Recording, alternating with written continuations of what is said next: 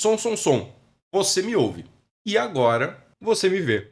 E aí, pessoa, tudo bem contigo? Rice por aqui pra gente resolver juntos a questão número 54 do Enem de 2016. Quer tentar mais uma vez? Então pausa o vídeo agora porque eu vou resolver com você. Em 3, 2, 1. Vem! Questão do Enem, a estratégia é começar de baixo para cima. Considerando a situação de escrita, qual o esboço gráfico que representa a velocidade do automóvel em relação à distância percorrida até ele parar totalmente. Então tem uma situação que vai ser descrita que vai dizer como que a velocidade desse automóvel está se comportando e vai ser a partir disso que a gente vai conseguir olhar para os gráficos e marcar qual é a nossa alternativa correta. Ok? Vamos ler o enunciado? Dois veículos que trafegam com velocidade constante em uma estrada, na mesma direção e sentido, devem manter entre si uma distância mínima. Isso porque o movimento de um veículo, até que ele pare totalmente, ocorre em duas etapas, a partir do momento em que o motorista detecta um problema que exige uma freada brusca. A primeira etapa é associada à distância que o veículo percorre entre o intervalo de tempo da detecção do problema e o acionamento dos freios. Isso aqui em outros exercícios aparece como sendo o tempo de reação. É o tempo que leva para o motorista perceber que tem um problema e meter o pé no freio. Nesse tempinho, o carro segue andando. Então ele vai andar uma certa distância até que o motorista comece a frear. E essa é a segunda etapa. Já a segunda se relaciona com a distância que o automóvel percorre enquanto os freios agem com desaceleração constante. Então, na segunda etapa, é quando de fato o automóvel vai diminuir a sua velocidade até que finalmente ele possa parar. A descrição do movimento foi dada e é a partir dela que a gente vai atrás da nossa alternativa. Bora lá! Eu trouxe uma figurinha aqui para ajudar a gente nessa análise das duas etapas que compõem o movimento do automóvel. Então tá ali vindo o carrinho, o motorista dirigindo, o carro vem com uma certa velocidade, essa velocidade eu vou chamar de V, até o momento em que o motorista percebe um perigo na pista e ele precisa agir em relação a isso. Só que ele gasta um tempo para tomar essa ação. E esse tempo é o tal tempo de reação que eu comentei com você. Nesse tempo que o motorista está pensando o que ele vai fazer, o carro andou.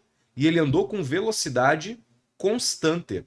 Então, o nosso carrinho que estava aqui, ele vai andar um certo tanto, vai vir parar agora nessa posição. E ele andou esse trecho com velocidade constante. Então, essa minha primeira etapa do movimento é uma etapa de movimento uniforme. Vamos escrever isso aqui? Essa é a minha primeira etapa. E para o raio-x, eu vou deixar escrito aqui embaixo que na primeira etapa nós temos movimento uniforme. Um movimento que acontece com velocidade constante.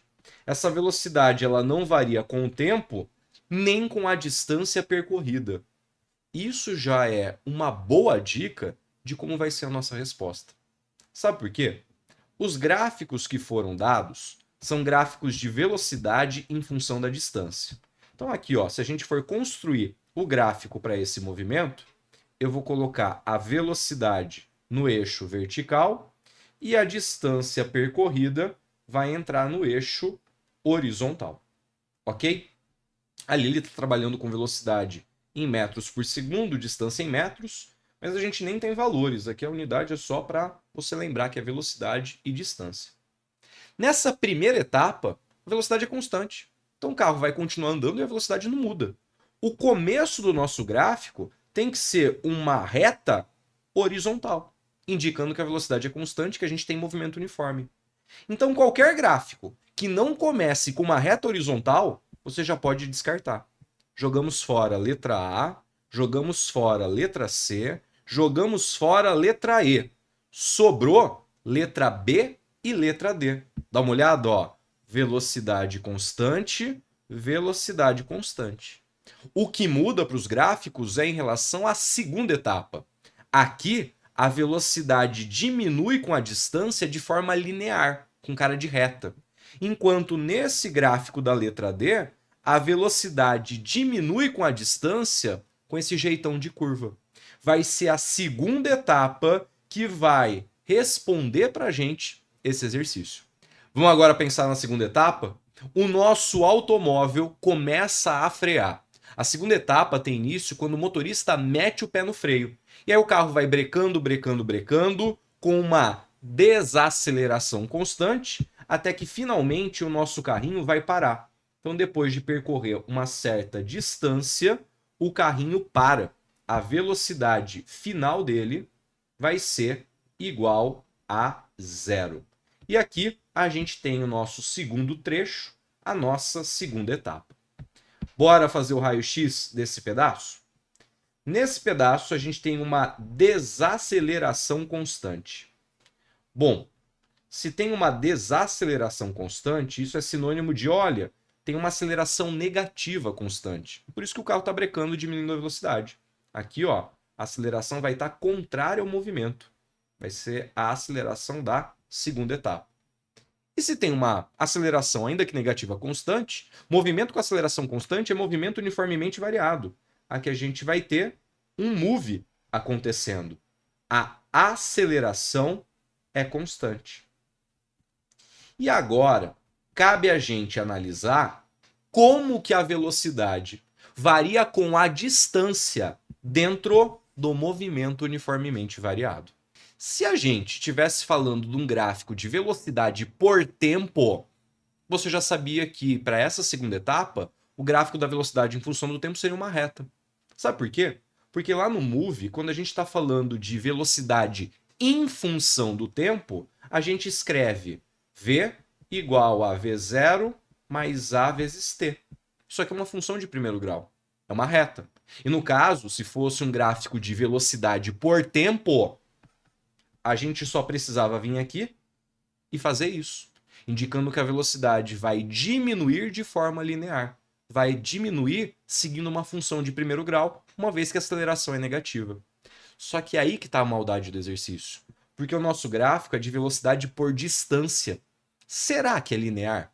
Para a gente poder relacionar a velocidade do veículo com a distância percorrida, a gente vai lá para o Move. E a gente vai trazer do Move uma ferramenta onde o tempo não aparece. A gente vai trazer do Move o Torricelli. Vem cá. O Torricelli diz para a gente que a velocidade final ao quadrado é a velocidade inicial ao quadrado mais duas vezes a aceleração vezes o ΔS, que acaba sendo a distância percorrida, né? Desde que não tenha inversão do movimento. A gente não quer encontrar a dependência da velocidade com a distância? Então, se eu tirar a raiz quadrada desse trambolho, olha como é que vai ficar. A velocidade final, depois de percorrer uma certa distância, é a raiz quadrada da velocidade inicial ao quadrado, mais duas vezes a aceleração vezes o ΔS. A gente sabe que a velocidade vai ter que diminuir com a distância. Só que ela vai diminuir com cara de raiz quadrada. E raiz quadrada não tem cara de reta. O gráfico da segunda etapa vai ser a velocidade diminuindo com a distância, só que o gráfico de uma raiz é um gráfico que vai ser mais ou menos desse jeito. No fundo, é o gráfico da parábola, só que invertido ali para o nosso eixo horizontal. Então, esse é o desenho que nós estamos procurando. E com base nisso, a gente já consegue marcar qual é a nossa alternativa correta. A letra B, a gente acabou de descartar, porque na segunda etapa não vai variar linear, e o que fica para a gente é a letra D, justamente ela, a nossa alternativa. Aproveita para deixar sua curtida, se inscrever no canal e ativar as notificações. Assim, você fica sabendo quando um novo vídeo for postado. Agora é contigo. Bons estudos e até a próxima. Beijo, pessoa!